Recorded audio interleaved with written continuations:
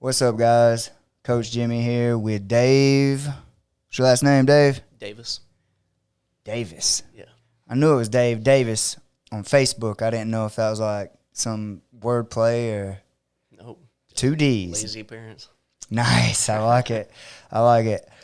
All right, guys. So today, Dave started jiu-jitsu at 10th Planet Perry with one of my good friends and coach, Stephen Aiken. And he was coming down to my school today to kind of train a little bit and stuff, and I decided to try to get him on the podcast and kind of talk to him about his journey and how it feels to be doing jiu-jitsu and basically like what his experiences are, like his first experience, his first day to now, and how he feels about it. So what's up, Dave? Not much, dude. What was it like coming into this world for the first time? I was a little, I liked it before I got into it, UFC, and I was actually watching a lot of jiu-jitsu channels on YouTube. So I kind of knew what it was, but and I'd always been into martial arts, but when I finally got in there, like, to be honest, it was what I thought it was going to be, and that's why I like it. Yeah. I mean, physically, there's no way to, like, predict what it'll be like, but, I don't know. I figured the vibe would be like that. I had been listening to, like, Rogan and Jocko Willink and this guy on YouTube, Jiu-Jitsu. Like, I've been watching these guys and several more for years. So. Oh, Chewy. I like Chewy. Yeah. All three of those guys are great. Dude, so you've been watching it for years, and you was, like, interested in it or whatever. So, like, what made you pull the trigger and actually jump in and start doing it? Like, what happened? Explain that. Like, did you just hear about it, or did you just looking it up, or what? Yeah, right place, right time. One of the guys that trained with us, Justin Jones, we used to work together in Macon, and he's an ex-MMA fighter. He's always talking about it, and, when you find a guy, especially like we're both doing temp work, and when you happen upon a guy who's really into MMA and who was an ex-MMA fighter, and I'm an MMA nerd, so I latched onto that friendship like really quick, and we clicked, and so for years we've just been talking MMA, and he put me on game when Steven come through, and was just like, because he knew I'd been trying to get like into Miller or something like that. It was mainly money, so it's just right place, right time. He said, hey, this guy's coming through. He's high level. I sparred with him back in the day. And so, I hit coach up, and I had actually just come into a federal job, so then I was like, oh, it's now I can afford it. And like I say, right place, right time for me. I've been wanting to do it for years, but just personal struggles, financial struggles, all that stuff, and I'm kind of a workaholic, so I would take, like, a job, work overtime, and then do Uber or Lyft afterwards, and then, like, try to do, like, donate plasma, like, hustling, just trying to, you know what I mean? So I never had time to do it anyway. But after I met with Steven, he sat there and talked to me for like an hour of his own time. And we're both from Bainbridge. So it just felt right. So I was like, regardless of the money, I barely have it, but at least now I have a stable job. So I just pulled the trigger, and I'm super glad I did. Dude, I had no idea you was from Bainbridge. Yeah. I mean, I was born in Atlanta. I lived in Bainbridge as a kid for several years, and then we started migrating up towards Middle Georgia, and then we moved around there a lot. But my stepdad was an over-the-road trucker, so we moved all the time. But I spent, and I still have family in Bainbridge to this day. I got in all my first fights in Bainbridge. I got, little petty squabbles or whatever, but yeah, Bainbridge is like, I know the hell that he's from. So I was like, and the coach is only like 4 years older than me, so kind of the same place, same time. And actually my cousin used to pick him up and take him to school. So just small world. I never heard of Steven or anything like that and didn't know who he was until after, didn't understand who he was till after a couple months of doing jiu-jitsu. You know what I mean? What do you mean by I didn't understand who he was? I was into watching jiu-jitsu, but he's an underground king. He's not, you know what I mean? So you don't really know the art until you're like knee deep in it. I'm sure there are chefs out there better than Gordon Ramsay, but you wouldn't know it unless you started to become a chef. You know what I mean? Dude, that's the best way you could ever describe Yeah. it. That is the best way you could ever describe it. Yeah. Like that's gonna clear it up to so many people, and that's kind of like why I ask the questions that I ask, is because a lot of people that watch this thing, they don't understand our world and like understand what we do. They look at us and say, man, they're just choking each other out. There's a bunch of weirdos, and it's funny, but once you get into it and you realize like how nice everybody is and like how awesome everybody treats one another. So like, yeah, we're trying to kill each other when we're rolling or whatever, but we're doing it in the nicest way possible on the mat when you're training. And I've been doing my Coach Jimmy like little series to try to spread some light for people that aren't involved in our world or that don't understand it. And one of the biggest things that I tell new people when they come in is like, first thing is like, stop trying to win. I don't want you in here trying to win training. Like, we're training. I don't want you bragging about tapping somebody out or anything like that, because it's funny when you train and you have this mindset of like, I want to beat this guy, I want to beat this person, I want to beat this person, you actually hinder your learning. And I've been trying to teach people that, like, hey, calm down. Like, nobody's going to remember this role. The only person this matters to is you. Like, that's true. When you start in this world and in this journey, the longer you've been involved in it, the more you realize that winning in the gym, it doesn't really matter. It's one of those things where like, I may be working on armbar defense today, and you as a brand new person may armbar the coach 10 times or whatever. Like, say you've been training for 6 months and you got a really good armbar, and I'm like, cool, I'm gonna use this kid's armbar to get better at defending armbars, and I may get finished 10 times. Well, if you left out of there and be like, man, I smashed coach, I submitted him 10 times, like, you don't know Anyone what they're... who does that's an idiot. Yeah. Right? Yeah. I mean, you got to be an idiot. Right. I mean, and that's the thing is like, but sometimes people don't understand that. Yeah. Especially if they're really new. I know guys that have made it all the way to almost a purple belt with that same mentality.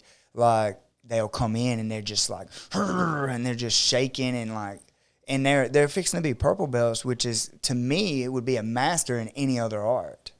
And they're fixing to be on that level, and they're still like shaking folks up and like spazzing out. I know a couple of those right now, and I have like limited experience. But Yeah. those guys that are just like, they're almost like a chihuahua. They're shaking with energy, even if they're not directing it or using it. It's like, man, I know you're strong. I can feel your power, but you don't have that lower gear for some reason.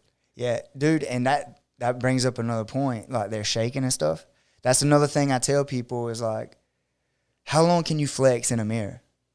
Like, how long can you just stay tight in a mirror? Short. Like, yeah, no time at all. Yeah. Yeah. No time at all.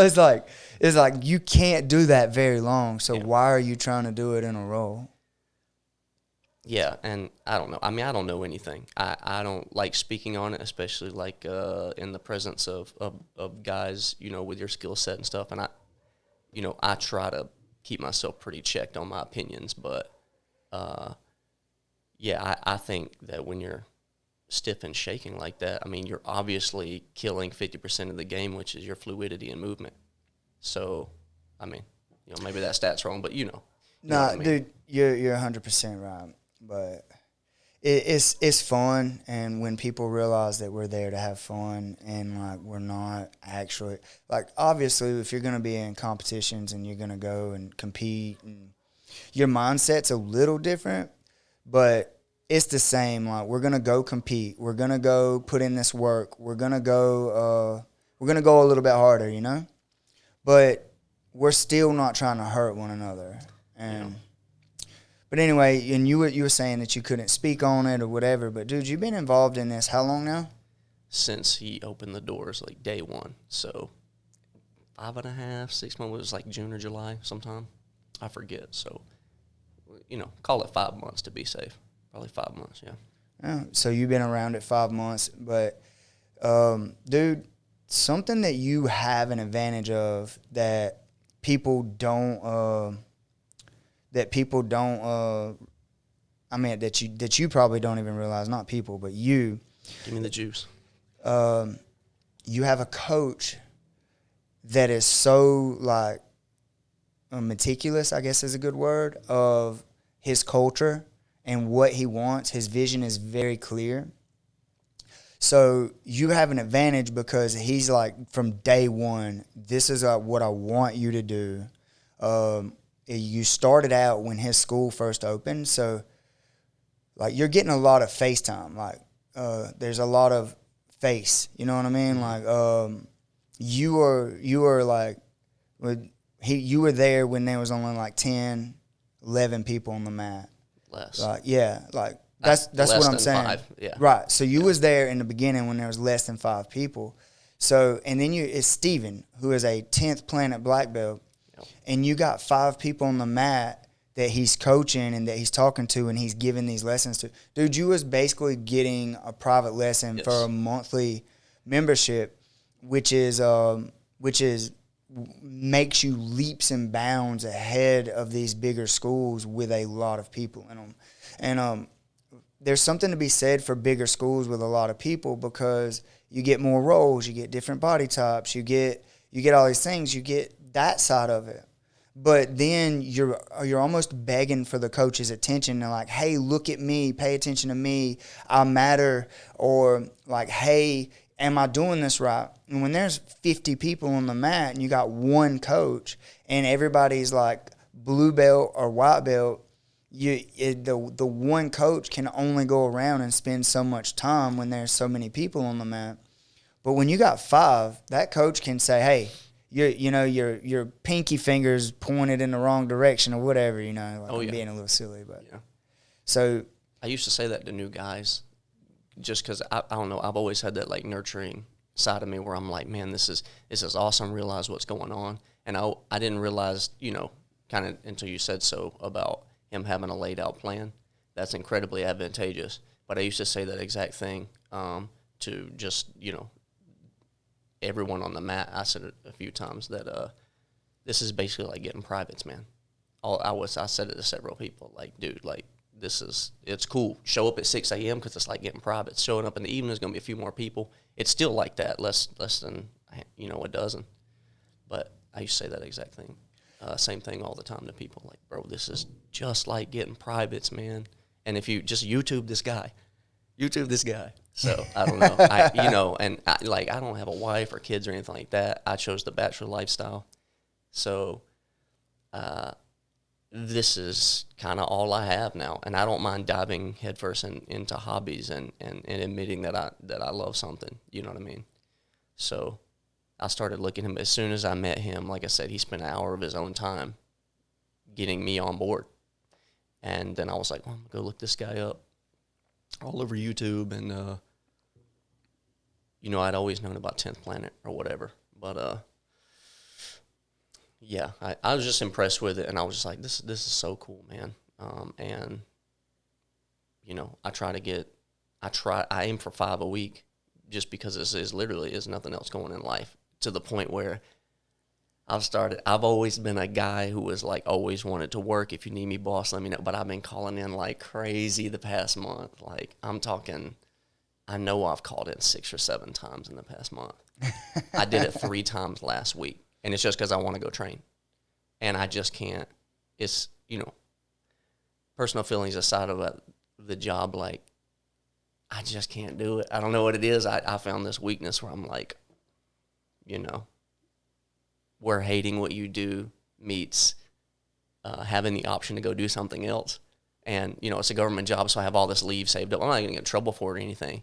But it's a little out of character for me to just be calling in all the time. But I'm like, and the guys at work hate on me, but I'm like, yeah, but I'm doing better work. I'm doing work that I want to do. You know what I mean? I'm still working harder than you. I just happen to be over here on the mats. And I don't know. That might be like a little immature, like my prioritization might be a little immature there, but I just, like, why not? You know, the older I get, seriously, like, the more I'm just like, why not? To whatever. And I don't care if I have a job as much as if I'm doing what I kind of want to do. And that's why the military didn't work out for me. I was just like, no, I want to do what I want to do, and I don't really care what you're doing. And that's only grown through the years, and I don't know. Not very good at regulating it. Dude, it sounds like you caught the bug, and I did the same thing early on. Yeah. But I'm trying to check myself, though, because of the honeymoon period. So I try to keep it real with myself, but at the same time, I'm like, but don't deny yourself to the moment. Yeah, you know what I mean? I do. Yeah. I was really young, and I did that. Like, I would call in. I worked at That's awesome. I worked at Eastman YDC. I was a juvenile correctional officer, and I would just call in and go train. That's horrible work, isn't it? Oh, dude, I hated it. Yes. I hated it so much, and mainly the reason I hated it was because of the other officers. It wasn't even the kids that much. Okay. Because like, if people would just follow the rules and do what they're supposed to do, it would. If people followed the rules and did what they were supposed to do, like, consistency is key to everything in life. If you want to get good at something, just do it consistently, and you'll be good at it. Eventually, you're gonna get good at it, and that's what happened with me with jiu-jitsu. I just outlasted everybody. I just kept showing up. MMA, I just kept showing up, dude. Like, people would beat the shit out of me, and, like, in my gym, and I would just be back tomorrow, ready to get beat up again. You know, like, I just outlasted everybody, and then now people are like, "Man, Jimmy, you're so good," and it's funny that, like, you see yourself one way, like, how the world sees you is like one way, and how you see yourself is completely different. Yes. Like, I'm still that kid that was showing up, getting beat up to me. Like, I'm still that person that, like, oh man, I'm still learning jiu-jitsu. I'm still learning, and I'm still looking at myself going, man, I have so much to learn. And then people that train with me at my school, or people that train with me at Stevens, where I'm coaching over there, they're just like, man, that little guy is so good, or whatever. And I'm just like, man, I suck. You have no idea. Like, when I'm in the room with Steven and all of his guys, I'm just getting beat up. But then you got other people that look at me and go like, man, I want to be as good as him, or I want to be on that level. And it's so cool to see how people see you differently than you see yourself. And honestly, like, the person that's sitting here now would 1,000,000% just ragdoll all the people that I trained with in the beginning that were just beating the crap out of me. Like, I would ragdoll all of those guys, and right now, but when I was coming up, those guys were the man. You know, like, it was. Oh yeah. And it's funny to look, and now I'm in rooms with guys that are really, really good, and they're giving me that same respect. Like, man, like, I'm like, okay, I've carried the heavy water. Like, people are starting to notice. People are starting to pay attention to me, but you still, there's always that part of you that don't see you as that guy. You know? Oh yeah. Especially hometown people. Oh yeah. Yeah. And I've heard you speak on that before. Not to get into the weeds, but yeah, absolutely. The way people see you versus who you are, I don't know. There's a million different views, and that's the thing. You can't keep up with everybody else's stuff. But I mean, it sounds like it's just through the years that your idols have leveled up. You know, you used to hang out around the molehills. You know, You were just an ant. So it seemed great, and now you're hanging around. The thing is, once you get to know an industry, then you get the true feel for who is actually at the peak, who's showing off at the peak, and who is supporting everyone. You know what I mean? Like who's the base of the pyramid and who's actually at the peak. So there's a lot of people on TV that I'm sure Coach and you could take care of. But, I mean, I don't know them. I'm not that crazy in the game. But, yeah, no, I understand what you mean about because I still am a skinny nerd. But I think if you do jiu-jitsu, but if I went back home, nobody would give me those kudos, even though in myself I'd be like, technically I'm the most dangerous man in the room at a family reunion. Like technically, like I'm, you know what I mean? Like give me my kudos. I'm the most dangerous man here. So what's up? So big cousins, I'm not worried about you anymore, but they don't know that. They have no clue. You know what I mean? And I'm not even a badass, but like I say, your hometown, your family, they will always stick with that vision of you. I've showed, my mom little videos, little clips, pictures, even professionals. I've showed them stuff about Coach and this and that. And she's, oh, yeah, man, that's awesome. But she doesn't know what I'm doing, what I'm capable of, what I will be capable of in the future.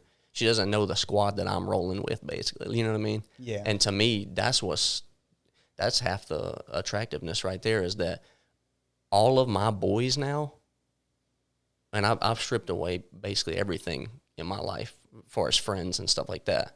Dead weight. I'm not a dead weight guy. I'm a solo coyote. But to pick up a pack of boys that are real men that can really handle themselves, and not everybody's like some quintessential alpha. It's not like that, but it's men who have been forged to some degree. And something I've been telling my little brother, I've been trying to get him into it. He's never been physical. But even after 6 months, and you could check me on this, feel free, but I tell him it's weird how the people around you, like, become paper people. You realize they haven't worked for anything. You might be a big, strong guy, but where's your heart? Is your rib cage tough? Are your joints tough? Are you going to panic as soon as you feel a little pressure on your trachea? Which then that's what I was doing, when I first started. And I'm not super tough or anything, but same thing. I would crush the guy that walked in 6 months ago just on body conditioning. He was soft and didn't even know it. You know what I mean? And I would tap the pressure, and I don't care about who knows it or anything. People have been like, don't tell people that. And I'm like, no, but you got to understand, I was basically, fried fish bone. I was soft. And now the heavyweights, they might not be putting it all on me, but they're not taking it that easy on me anymore. And I can survive, and I'm 140 pounds. So. Yeah, dude, it's something empowering about understanding what you're capable of. And there's something empowering about knowing where you come from. Like, that's nothing to be embarrassed about or ashamed of. It's like every single person that started out, even the tough guys, would tap early. Even the tough guys. And the ones that didn't tap early were the ones that got hurt and didn't make it. Like, unless they come back after they got hurt, which is rare. But sometimes tough spills over into dumb. Yeah. But, dude, it's funny. You was like, oh, I tapped the pressure. Like, people say don't say. Like, dude, when you come in, my first thought was, like, I looked at you and I was like, we're going to have to be nicer to this guy when we roll with him. I was like, in my mind, I was like, we're going to have to be nicer to him and kind of get him to understand that he's a lot tougher than he thinks that he is. And I said that, but then I rolled with you, and you were gritty, dude. Like, you'll be tired, you'll be whatever, and you would just keep coming back. And I was like, oh, okay.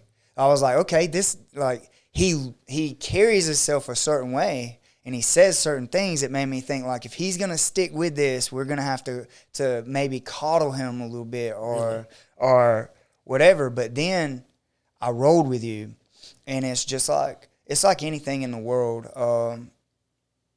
It's like anything in the world. Like, you just never know until you're tested. And you were saying earlier, to kind of backtrack a little bit, you were saying earlier, like, paper people are like, they don't know. You're walking around, and, people don't understand how fragile they really are.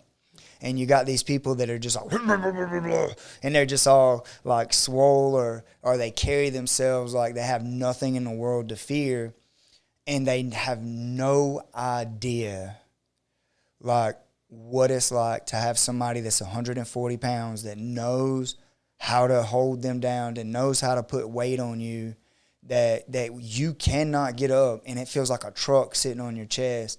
And like, when you have someone like that sitting on you and holding you down, and you feel completely helpless, and you're maybe bigger than this person or stronger than this person, it really does. Like, you start thinking in your mind, like, oh, wow, like, how vulnerable am I? How whatever. And when you experience it, that's how you feel. But until you experience it, you still have people that are walking around thinking they know how to fight, or thinking that they are like these tough guys, and they're not. And they have no idea that they're not. They don't realize. And until they get on the mat and experience it, they'll never understand what we're talking about right now.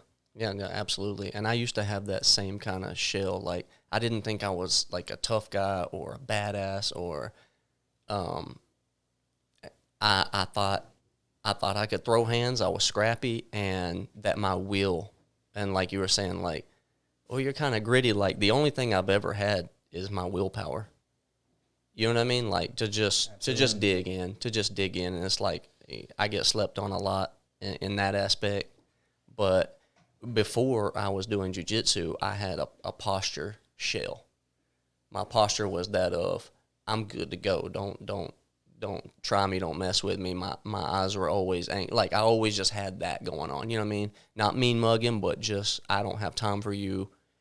My chest out. I don't even have a chest to poke my chest out. And now I don't do that at all. And my anxiety's way down. I had a posture like shell armor. I had a posture. Dude, and, there's so many people that are like that too. Yeah. Like, that are like, just, they have that shell, and that's their protection. That's their and people fall for it. Yeah. Like, he looks hard. Like, don't mess with him. That dude can scrap. And it's like, you never seen him do anything in his life, but you think a certain way about him because he's cock diesel, or because his chest is out. Is like, and I wouldn't go recklessly challenging some 220. If he's cock diesel, then you got to respect the assets he does have. And maybe he is a dog. You don't know, but just because you can assume that about him doesn't mean that it's also unsafe to assume the opposite, which is that 140-pound guy can't get the best of you. Dude, I was probably one of my most favorite stories is we were at I don't go to bars. Just put that out there. I've been to bars maybe 5 times my whole life. I don't go to bars, but I worked at a place. It was a body shop, and my job was to sweep out the shop every afternoon. It was like after school, whatever, and there was a bar right next to it. And there was this guy there, man. He was a giant. Like, this guy was just like, just a giant. And I knew him personally, and he was larger than life, and he was always talking about how he'd grab people and shove them down. He was a bouncer? No, he wasn't a bouncer, but he was always there. And, like, he was friends with my mom and my dad. He's just this big, larger than life guy. And I grew up fighting, right? Yeah. My dad was just like, you're a Barnett, you're not going to be no punk, Mm-hmm. Like, I'm going to teach you to be tough. You're like us Barnetts, you got to die for your pride. Like, I would rather you give up your life than give an inch and let somebody step on your pride. And that's the mentality that I had. And that's how I was raised. Sure. And but anyway, this guy was our friend, and I never seen him fight. I never seen him like do anything, but he was always just talking about, I grabbed that dude by the face and I smacked him down. And I'm a real fighter. I've been a fighter. I've been competing since I was a little kid. And I was just out there, and I was like, I wonder, like, man, he was big to me, and I was like, man, he's friends with my dad. This dude has to be like gangster, you know? Yeah. And man, he like slapped a woman on the butt outside. I was standing out there. I was sweeping up the thing. I was standing out there. He slapped a woman on the butt, and he was like, get on in there, you know, just like, it looked like he was just playing around. Mm. But that woman's old man did not like it at all. He didn't like it at all. The positions we get put in as a man. And but like, yeah, I mean, he was wrong. It's like on principle. Now you got to fight a 400-pound dude. Yeah, it sucks. Yeah, tuck that thing away. God. So, anyway, dude, my camera's slow. There it goes. We got it.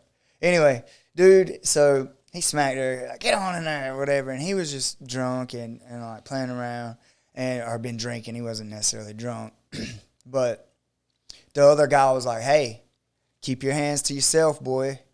And the guy was like, I got your boy. And the guy was standing on a step. So there's a step up going into the club there. And he was standing on it.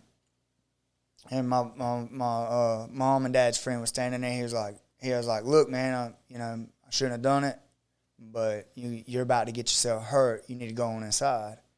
And dude, that guy just stepped off that step and hit him, bang, slip him. Just one lick, put him down. He just sparked his ass. It was just, boom. I said, oh, shit. The guy just fell like a tree. And he looked at his old lady, and he was like, at his wife, girlfriend, whatever she was, and he was like, you okay? She's like, you didn't have to do that. I could have handled it or whatever. He's like, nah, that people need to know. He'd be smacking your ass every Friday night from here on out. And what you going to do about it? Dude, ever since then, I was just like, yeah, because this dude was like my size. He's like 140. He's a little short guy, and he just sparked him. And small guys are used to fighting, man. There's a lot of small guys who don't mind doing it. You know what I mean? Especially country boys. There's something like country dudes, man. City guys, I feel like they chatter a lot. You know, the gangs and the guns and the drive-bys or whatever you want to do. But country boys, I feel like they actually do the thing. They pull up on you, or they'll just do it wherever they see you. You know what I mean? In these small towns like this. It's happening every day. Somebody's getting snuck every day.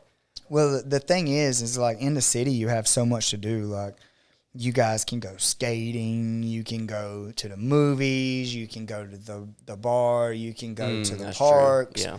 Like, you have so much to do.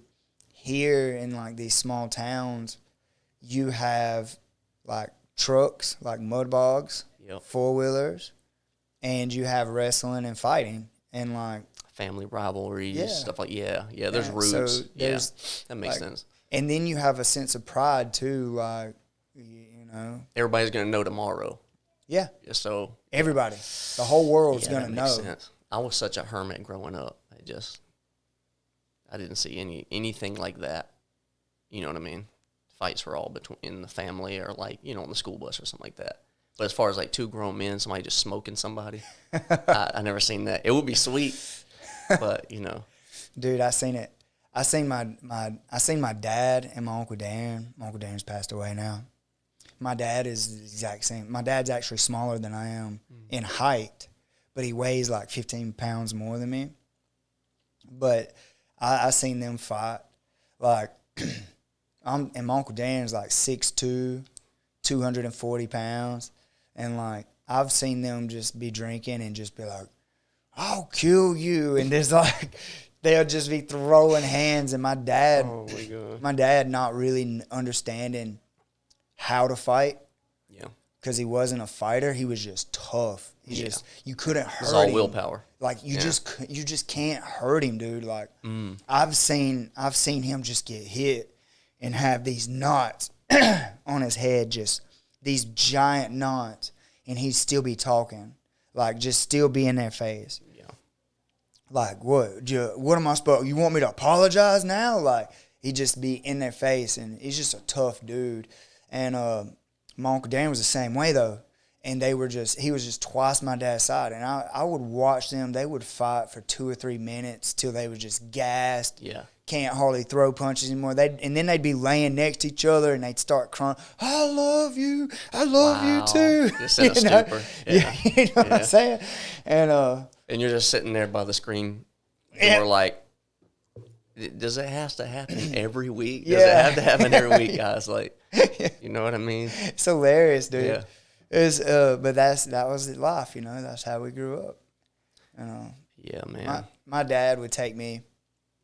My dad would take me to the liquor store and like draw a circle and bet people they couldn't knock me down. Oh my God. So he could win like his beer money for the day. And like my Uncle Dan would take us up there. It'd be me and Bug. And they would draw this circle out there, and they would bet people like, oh, I bet you can't take him down. Oh, I bet you can't knock him down. Oh, I bet you can't last 2 minutes with him, whatever it was that day. And we're talking like when we were little kids. And like that's just how we grew up. And the cool thing was, though, is when they would take us up there to do this or whatever, when they would take us up there, they would make these bets. My Uncle Dan would buy him a half-gallon of liquor. My dad would buy a case of beer for that day and a case of beer for the next day. And whatever money was left over, I got to keep or Bug got to keep, or me and Bug split it. They didn't keep all the money. They would just buy their alcohol for the next day and that day and give us the rest of the money. So that's what hard work gets you. Yeah. And that's what made us want to do it so much. So it's like we know we're going to get paid and like, oh, we're about to make some money. Let's go, you know? So. And you can't, places like this, you can't go down the street and get a job. No. There's no jobs to be had. So you got to know somebody who knows somebody, or yeah, I mean, that's where crime comes from. It's born out of necessity and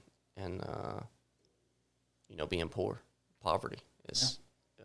But a lot of it is innocent. It's just we got to put food in our mouths, so consequences be damned. But what's that pin on your shirt there? Oh, that's I put it on there for Veterans Day. It's a air warfare qualification wings. I guess you can call them wings. I don't like to call them that because people think a certain way about that. But all it means is that I understand the protocol for launching aircraft off a carrier, or what they call an LHA. It's an amphibious craft that can handle Harriers that take off vertically. So I was a weatherman in the Navy. So it just means I know the conditions and the protocols for launching an aircraft. Cool. Which I've forgotten all about it, that was like 6 or 7 years ago. So, and I'm sure they change constantly. I don't know. I mean, it's all physics and hydrodynamics and atmospheric sciences. So it's like, it's all pretty solid. Yeah.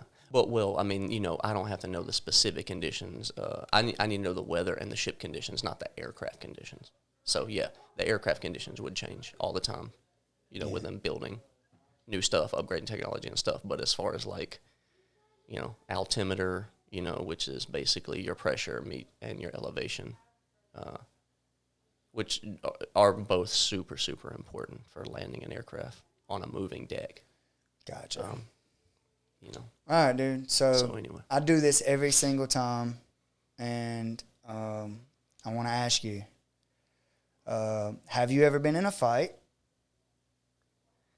I've been in dust-ups, but I've never been in a square off with my little brother. But I don't really want to count that. But I've never squared up. Any kind of fight that you remember, your most memorable one, the one that you want to tell, to make us feel like we were there. Oh, man. I want you to describe it in detail to the best of your ability, because I ask every person that comes on that question, and it's such a great question because people's fight stories are awesome. I have so many of them, but I have two that I always tell if people ask me, have you fought? I have two that I tell because, for one, I'm proud of them.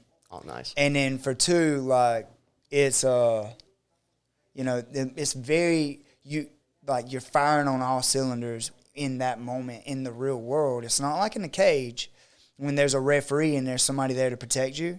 Out in the real world, like, it's dangerous, and like your mind picks up everything and remembers it. So that's why I asked, because people usually remember their fights in vivid detail, and it's an awesome question. So anyway, I mean, they just been like scraps and dust ups. I don't have an epic one, and I've seen all your podcasts, so I knew you were going to ask this, and I had been thinking about it, but I still don't have one that like stands out.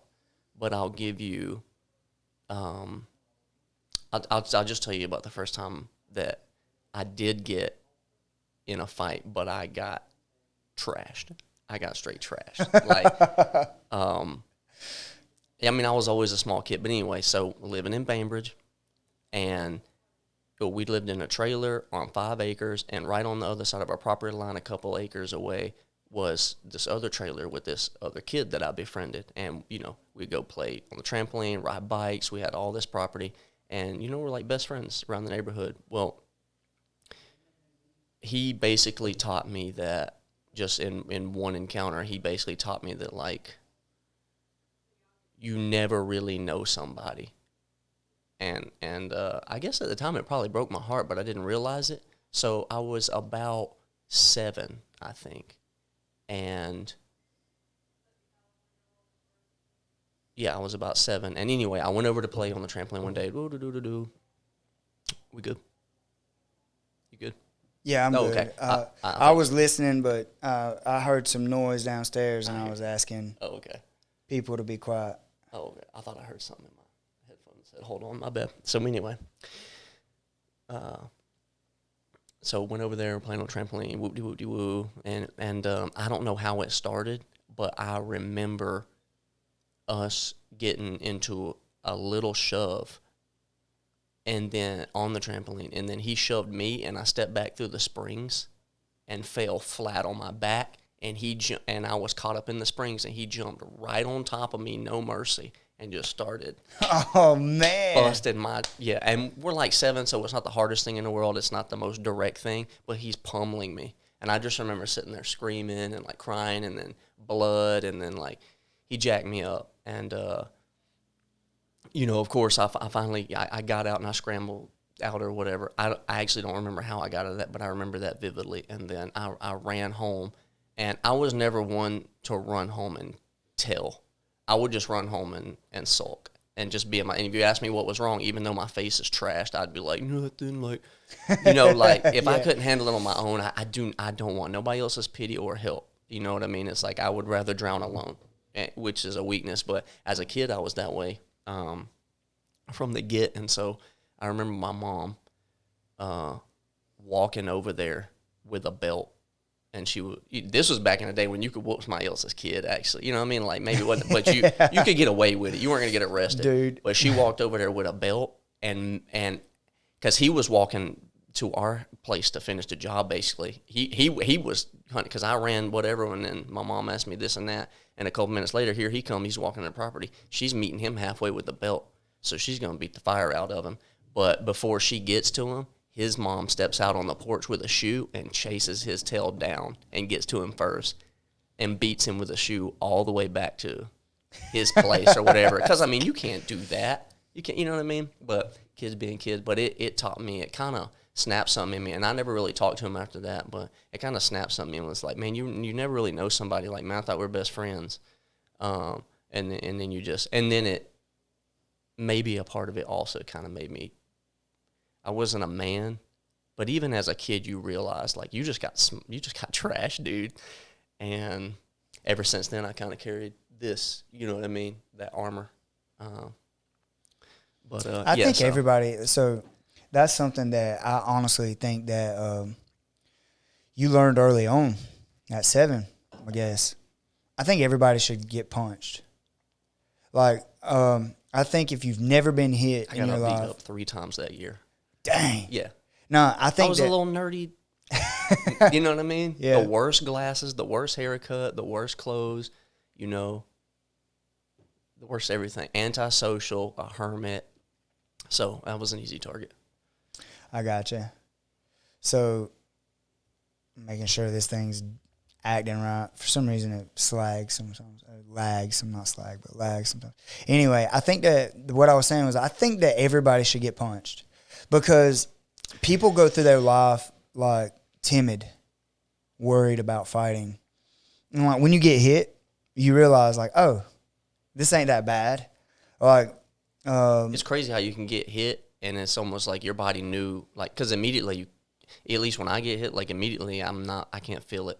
Of course, you put somebody down, that's one thing. But if you just get smoked upside the head, it's almost like you're immediately numb to it. You almost didn't even know what you got hit with. That's how I've always. So it's funny. It's like if you see it coming, your brain picks it up and says, "Okay, prepare for this. We're good," and it like sends this deal out to where it's like, "All right, we're gonna shut these pain sensors off for a minute." Or whatever, but if you don't see it coming, the brain's like reset, like start over. There's trauma, and we don't know where it come from, so that's like the best way to get knocked out. Yeah, it's the best way to get knocked out is because your brain didn't have time to prepare. It's like the one that knocks you out is the one you don't see coming because your brain is like, oh shit, like what just happened? Yeah. Let's restart. It's well, like there's reboot. no seatbelt on it or anything. Like you just get T-boned. Yeah, I'm telling you. Yeah, that's what it's got to be. But I think everybody should just get smoked one time, just blasted one time. With a mouthpiece if you can. Yeah. I don't expect y'all to go out and like fight each other. Yeah. But I do believe that people would realize that they're not as fragile and they would learn to stand up for themselves earlier. And so people that are timid, I think they should they should get hit. Mm-hmm. And not because I want people to get bullied or whatever, or just get hit. But once you realize, like, oh, it's not that bad. Yeah. Like, but also, I know some grown men that if I popped them in the eye would cry. I know some grown men that are that soft. Yeah. You know what I mean? But at the same time, it's like, I agree with you. You know, at least they'll know. Yeah, like it's not that bad. I also think that everyone should try combat sport like jiu-jitsu or I agree now or something. And the reason for that is for those guys that think they are super dangerous or super tough or whatever, like to realize like, dude, you're not gangster. You know, like you're not a tough guy. Yeah. Like you're not as tough as you believe you are. And it's funny in this world today that we still have people walking around thinking that they know how to fight, but they've never trained to fight, right? They've never trained to throw a punch. They've never trained to take anybody down. They've never trained to like even grab somebody, right? They've never trained to do any of these things, but they're going to miraculously beat someone up. And it blows my mind. Their hands and their distance control is so good. And it's just like, The putting hands on somebody was something that was the most real to me, like to actually grab someone and do what you want to them. It's like even now I don't have that much experience because, you know, I'm rolling with like people and people that know the game.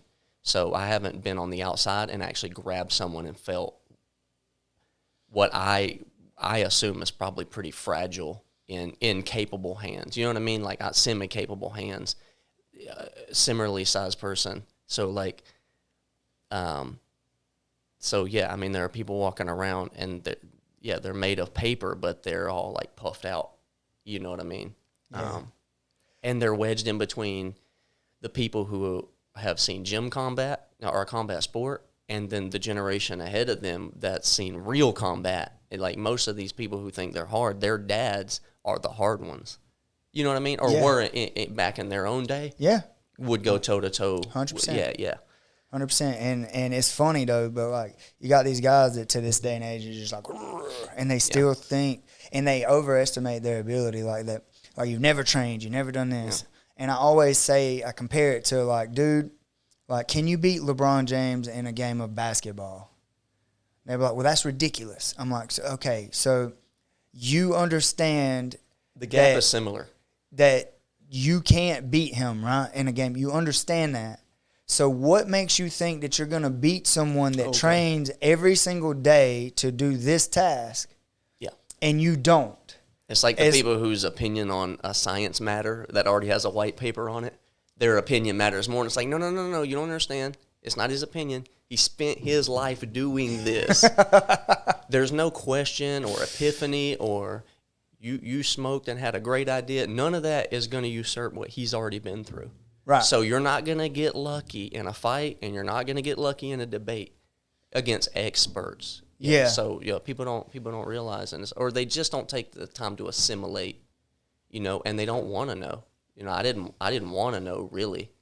If somebody had tried to square up with me, I was fine with it, but I'm sure there's a part deep down inside that didn't really want to know that I couldn't take care of myself. Dude, we have so many people that'll come in and try it, and they're telling us what they can do and what they've done. And listen to the resume. Yeah, and like, I boxed, and like, where'd you box? Like, we did it in the backyard. Like, where everybody boxed, and like, I've been boxing, and my uncle, he's a Golden Glove, and everybody's a Golden Glove, and like, I done this and this, and then like, they get on the mat, and they're completely helpless. You'll never see that person again. Yeah. Their ego. It's almost like their ego is trying to, like their mind is trying to protect them from that pain, so they just never come back. Absolutely, yeah. And it's completely compartmentalized elsewhere. And like me, when I felt that, I felt it because I was a Taekwondo guy, then I was a boxer guy, and then I got into MMA. And the first person I ever rolled with was like a state champ wrestler. Like he was a. He was a ninth grade state champ or whatever. And the kid dismantled me in seconds, He like tapped me out 17 times. And I was like, I went home and cried. Yeah. Like I went home and was like, my life is over. I've been wasting my life. Yeah. Yeah. Yeah. I wasted my whole life learning these other bullshit ass martial arts. Now I'm doing this and my the people around me was like, well, what are you going to do? And I was like, I got to learn this. I got to go back. Like I got to, and I just, like you said earlier, I just got involved and I just kept showing up. And now here we are 19 years later, I'm still training and still doing this and still trying to get better and still trying to say, hey, I'm actually kind of good at this, Yeah. And, but you got people that go the other way. Like me, I was like, I gotta get better. I gotta learn this. And then other people are like, oh no, I don't want none of that. And they go the other way. Yeah. And then they still carry this persona like they're with their chest puffed out and like that, what you were saying. But tell themselves lies. Like, I was good, but I just ain't got the time. Stuff like that. Yeah. It's 100% true. Yeah. So yeah, dude, like that's what happens. And we've had so many people come through and do that. And now we're learning that there's such a fine line between breaking someone and nurturing them to become what they can become. Which is a new concept in the space, I believe. Oh, yeah. I'm starting to hear about that. Like, if I had gone to a big city gym, like if I had just showed up in San Diego or somewhere in New Mexico, some big city gym with 100 members, maybe I wouldn't have made it. Because you get tossed into the laundry there. You know what I mean? Like, not in a disrespectful way, but you know what I mean. You hit the rat race and you got to go. Dude, when I started... Whereas here, Steven really nurtured us, and even he's still babying us to this day. Like, I understand. And I like that style of training. Yeah. Like, dude, even here, like, when we're paying customers.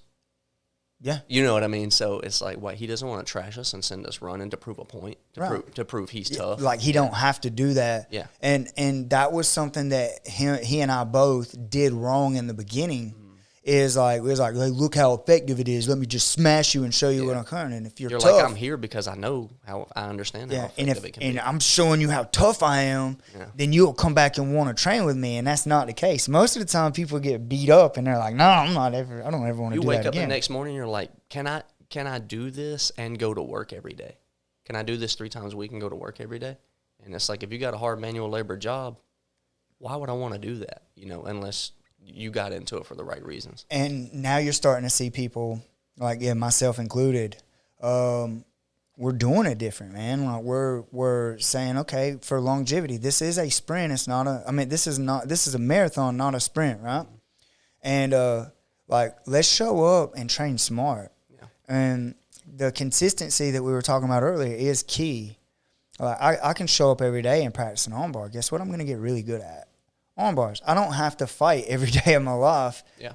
And actually, if I practice arm bars every day and then I roll and I do, whatever, and I earn my timing, like, I'm going to get really good at arm bars.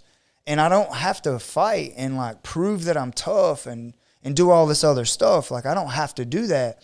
And people are learning that. And now I think there's a fine line between getting too soft and making it for everyone, because I hear that a lot, like jiu-jitsu's for everyone. And then there's a fine line between being battle tested and being too soft. And I think that it is, I think it is something that I truly feel like in just jiu-jitsu, not MMA. In jiu-jitsu, you should come in, we should show you how effective it is. Like, maybe submit you 3 times really fast and then say, okay, now we're going to teach you how to do this. And then show you the way, and then like. But it doesn't have to be like a hip toss, with the maximum chest pressure. You know what I mean? Yeah, I don't have to throw you on your back and somebody, then knee to belly you to an arm bar, and like I can do it with finesse and poise, however you want to say it, like with some nice, some slow, methodical, technical technique. With tact. Yeah, with tact. Yeah. There you go. Okay. That's a great. But so now we're learning, like, there's such a fine line between, okay, I want battle-tested people, but we got to build them to that. Yeah. I got a guy here now. He's been on the podcast with me. His name's Bam Bam, right? He's one of my best friends in the world, right? Yep. When he come in, if I was to just smash him, he would have never came back. And I know that. Like, we've talked about it. Like, if I would have just, like, blast doubled him and, like, submitted him or whatever, he would have never came back. Yeah. But I realized that. I'm like, oh, okay, so he's wanting to learn. He don't care about competing. He's just trying to get in shape. And he's, like, trying to find a fun way to kind of lose weight and make this journey. And I realized that. So I didn't put any pressure on him to compete, but I showed him, like, this is what we're doing today. Mm-hmm. This is the move. And then I'm like, you want to roll? No, you don't want to roll. You can sit this one out, But he represents a central demographic. Dude. Yeah. Now he's like one of the top guys at my school, and he's my head kid coach. And, like, he's like 175 or 180 pounds, like, from 300. And oh wow, I didn't know he was that big. Yeah, dude, he was over 300 pounds. Wow. And I can't imagine him holding that. Yeah, like wow. And that's what I'm saying though, is like Just that dude would have never made it in the environment that I started in, that Steven started in, that Steven created at other schools. He would have never made. And I'm not saying that he's mentally weak or nothing like that. I'm just saying his drive. He would have got, like, banged up, and he would have said, man, there's got to be an easier way, and went somewhere else, because he's actually one of the toughest dudes in the school right now, But I understand that to get someone, I truly believe jiu-jitsu is the art that is going to teach you self-defense, that will teach you, like, how to handle yourself or whatever, and it's built for people that have been bullied. It's built for people that are paper people. It's built for those guys. It's built to teach that small person how to beat a bigger guy or whatever. It's also to teach bigger guys, like, how no one can mess with them or whatever. But I truly believe that it's for that reason. Well, if we're smashing you before you get a chance to become that person, we're running people away. We're running people away from the art. And I think that people have been doing it wrong for a really long time. I think that people need to be built up into the people they can become. And it don't happen overnight. So when you show up and I'm like, okay, this is one of these guys that we're going to have to nurture and build into what he can become. And so I took that at my school. I took that thought process, and I had to kind of run off some of the bullies that were been around it for a while, that trained with me for a little while. I had to run them off in a nice way so that I could build the culture that I wanted, that nurtured these people that normally wouldn't be combatants or someone that would fight, right? But once we got to that point, I realized it works. Like, I'm taking people that would normally never be able to hang in this type of environment, and I'm building them into monsters. Yeah. And like Bam Bam went and competed 2 weekends ago. Yeah, I saw that. And the guy that Bam Bam's been training for 3 years now, and he like dismantled this guy that had been training for 6 years. Like, took him down, passed his guard. He looked like he was in control. He was the whole time. Clean. It was clean. The whole time. Yeah. I'm like, that's awesome, man. And that is what we're wanting to do here is take the people that really need it and building them to what we know they can become without breaking them. We don't have to break them to build them to that. Sure. And then the people that don't need that nurturing or whatever, we go ahead and start sharpening them up sooner and basically teaching them how to be more gentle. Nice. And teaching them, like, okay, not everything is a nail. You know, like, Yeah. like, Oh, yeah. like Yeah. not everything is a battle. Like, we want you to learn more control and learn to slow down and pay attention. And it works, man. I took a wrestler. He's going to compete in a month. Like, he just looked at everything like he had to run through them. And he's strong, just athletic. And I took that guy and taught him to slow down, taught him to play off his back, taught him how to use his wrestling when necessary, but to play the game. And he's going to be one of the most dominant people on the scene coming up, I guarantee it. That's cool. But anyway. Yeah, well, I mean, balance, you know. So, yeah, I mean, I like the new way because, you know, I might not be a part of it if it, well, I don't know. I would have stuck around. I knew I wanted to do it. So, and I expected it to be a little rougher than it actually was because Steven took, you know, a softer approach to it, you know, and that's not negative. That's smart. It took a smarter approach to it. Yeah. Dude, Steven, I've seen some of the guys come in Steven's school that are like talking about what they're capable of and stuff. Like 12 years ago, 10 years ago, Steven would have sparked them. Yeah. He would have just been like, oh, you're a tough guy? Yeah. Well, let's see what's up. Yeah. But now he's just like, oh, hey, yeah, man, no, that's cool. Yeah, you're a Muay Thai world champion. Okay, yeah, come on in. Like, well, we're going to do some jiu-jitsu, you know? Like, your money's good here. Yeah. Yeah. And it's not about money. It's about making people better and teaching them, like, not to exaggerate, teaching them, like, hey, man, you're enough. Like, you as where you're at. You're enough. Yeah, you as a person, you're enough, dude. And well, that's exactly why I'm like, I don't care if people know I tap to pressure. Like, that's where I was at the time, you know. Yeah, so I do. It's like just admit where you're at, be open because humans. That's why I like.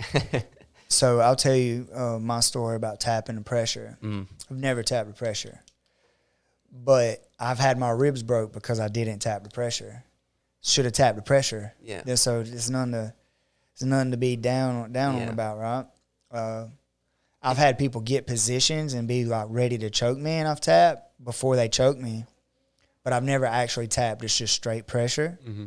And then I got my ribs broke from not tapping to pressure. And then I was like, okay, if I ever get put in this position again, tapping. Yeah. Nothing wrong with tapping the pressure, especially when you know your limitations. I never felt bad about it. Yeah, because I knew I was progressing. You know, so yeah. Yeah, man, it's not a big deal to me, and I never had like this huge ego thing. I do have a little bit of it, but I didn't come in with my nose high. I think all men do. To an extent. You gotta.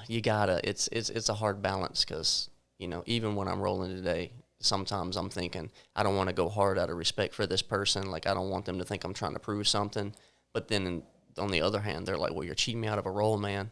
You know, one of the upper belts told me that the other day and was just like, he was just like, fuck that respect stuff, man. When we roll hard with me. And I was like, roger that. And then we had, you know, a nice hard roll. And I love to roll hard, you know. And yeah, you just got to figure out who you're rolling with and what they want. And as long as you're not being spastic and crazy, let's roll.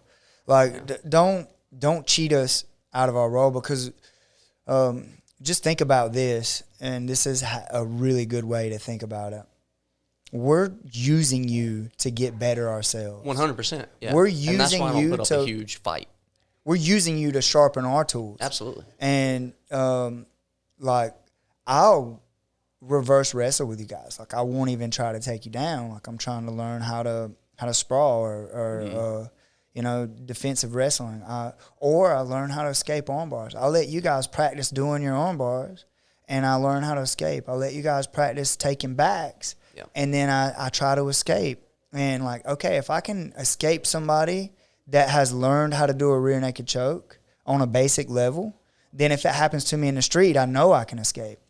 And I think if you avoid the spastic people a lot, I'm not saying roll with spastic people every day, but I think they're like the new spastic people, they are the people that test your skill the most, because maybe they're doing stuff that they're just throwing stuff at the wall. Yeah, they're doing stuff that you haven't trained for yet. Like they're not trained yet, so they're not gonna make this technical move. Like they're not gonna shrimp. Maybe they're gonna drag across and like drop their elbow in the forehead or whatever. Like they don't know the answers to the test at all. Yeah, they don't know the answers, so they're gonna just do some off the wall stuff, and it tests your jiu-jitsu because it challenges you, because they're doing things that a normal trained person wouldn't do. Absolutely. So you get to test your skills against those people. And I think you should test your skills every now and then against those people. Do I want you training with spazzy people ever? No. There's no longevity in that, but you get the point. Yeah, I mean, I have limited experience with it, and I'm sitting here saying, oh, I'm still there. There are times when I spaz without knowing it. I'll think it's a directed movement, but to them it was kind of a spaz, but it's like, dude, you've come so far. I don't spaz. I stay patient. Dude, I'm telling you now, you've come so far. Steven's done an amazing job over there with you guys. Like, I feel like a new man, over time. It wasn't overnight, but a quick 6 months, and I feel like another person. Yeah.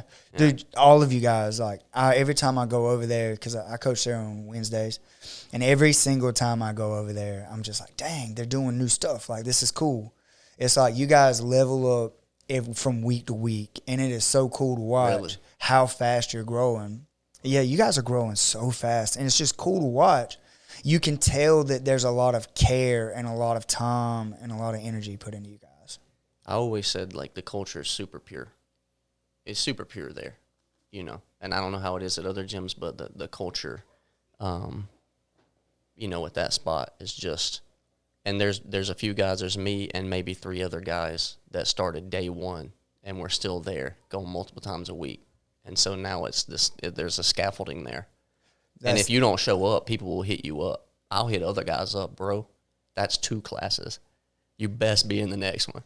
And we have like group chats and stuff like that, man. It's another family, man. All the cliche stuff applies.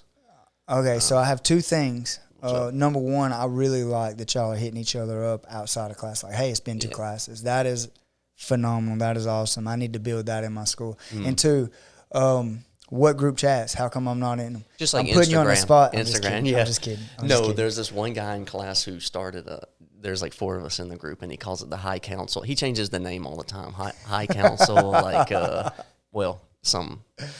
some other titles, inappropriate titles, but and we always just give each other crap like that. It's the competitive. Memes it's the competitive. It's not. There are a few memes, but it's actually more like checking up on each other, roll call, and like who's gonna be there, and also the competitive shit talking. Like, we don't talk shit on the mat, and we really don't want to hear coach. We don't want coach catching us talking too much shit, even though he's from a very competitive background and he understands. But in our little group, we're always talking, and I'm usually the driver of it, because that's my humor. If I like you, I'm gonna talk smack about you, tell you how I'm gonna trash you, and I tell the guys that all the time. Like, it's so bro, funny. I'm coming to get some. All you guys are getting slain. Like, just talk. Yeah, it's fun, and it's fun. It's super fun. All the guys are into it. So the day they're like, bro, take it easy on me, I'll be like, all right, man, squad, dude.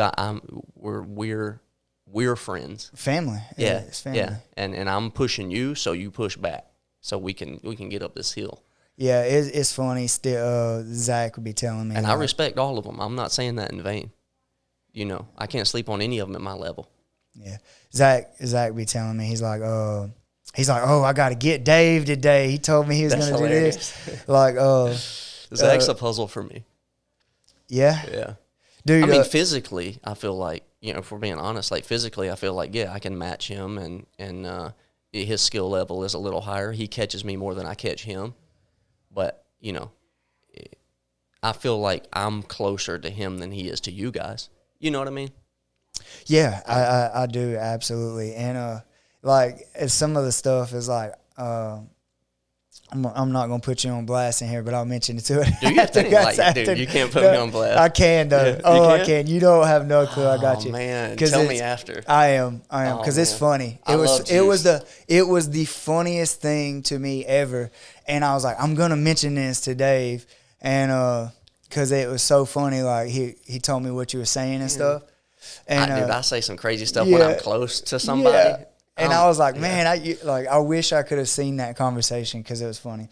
Anyway, dude, like, I'm glad that you found us. I'm glad that you're enjoying it. I'm glad that you come and done the podcast today because, dude, you're like you, Christian, Zach, a few other guys there. Seth, there's a few of you guys that are staples at the 10th Planet, and I look forward to seeing you guys because it's such a fun atmosphere.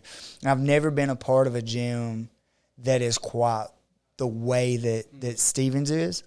And yeah, you guys don't even realize like how special or how lucky you are to come in on that, Yeah. But, yeah, likewise. No, I'm always asking Zach, like, when the Tech boys coming through. Like, he's one of my favorite roles. He's one of the few people if white belts can flow, he's one of the few people I can flow with. 100% respect for the movement and the positions, and you know what I mean, like letting it all go. And I think he's one of the few people. Him and Zach, I can expect that out of them. I think that that's what sets our tech center apart from a lot of other gyms too. Is that we train and try. I'm in control of my atmosphere here. Like I like training here. I've had to make people leave because it messes with the aura or whatever you want to call it. And I'm just not gonna. When it starts coming work to me, like when my school that I open because I enjoy jiu-jitsu and I enjoy coaching. Coaching is my I like life coaching. Like that's why I started the Coach Jimmy channel. Is like I want to better everybody's life that I come into contact with. I want them to be better. I want them to understand like, hey, everything's not as serious as you're making it right now. And like, if you want something, you start working for it. Like, these are the things that I enjoy doing for people. Just, I want everybody that leaves from my presence to feel better about themselves and to feel like they can take on the world. And I do that at the gas station when I see people. I know that when they leave, they feel better. You know what I'm saying? But anyway, that's my goal. I love it. And the moment that I start feeling like, I don't want to go today, I got to deal with this. Yeah. Like, the moment I feel that, I'll say, okay, what's the problem? Who's causing that? Yeah. I'll mention it to them, like, hey, dude, you're messing up the vibe. If you keep on, fine. Like, no more. We're not. You got to go. Yeah. Like, dude, I asked you the second time, like, man, I'm sorry. Like, you gotta fire customers. I don't need your money bad enough for me to allow you to come in here and make this a negative place for everybody or anybody. Yeah. And it's my job to make this place feel good and to make sure that everybody comes in feels like they belong here. Yeah. And that they're not just getting beat up or whatever, Yep.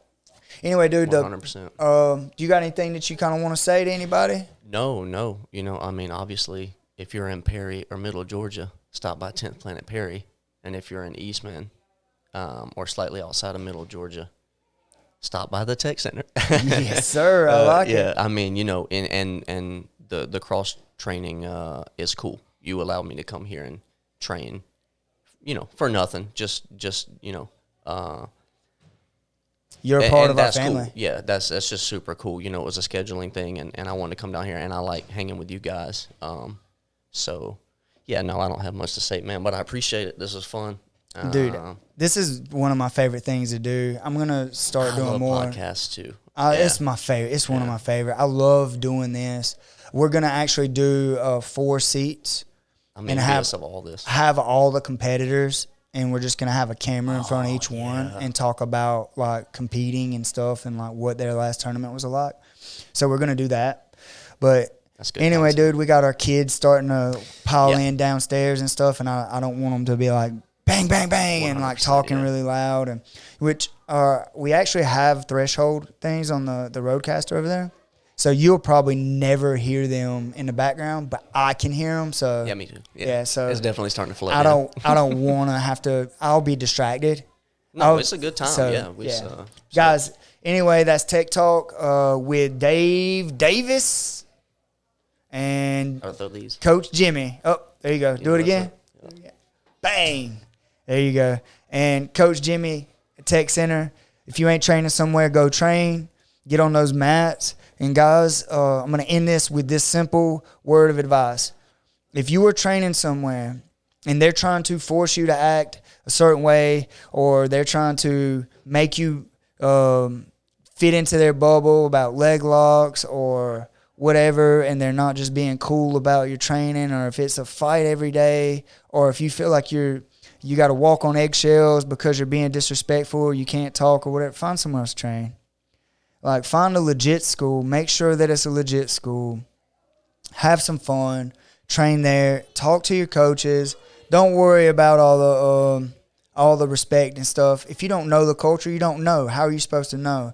And if they start treating you differently, just find another school. Find a good, solid place to train that treats you like family. That's what Tech Center does. That's what 10th Planet Perry does. That's what a few other places that I know of does. There are several schools that you can train at that don't take it to that extent. So find that place. Go train. Get on those mats. Peace.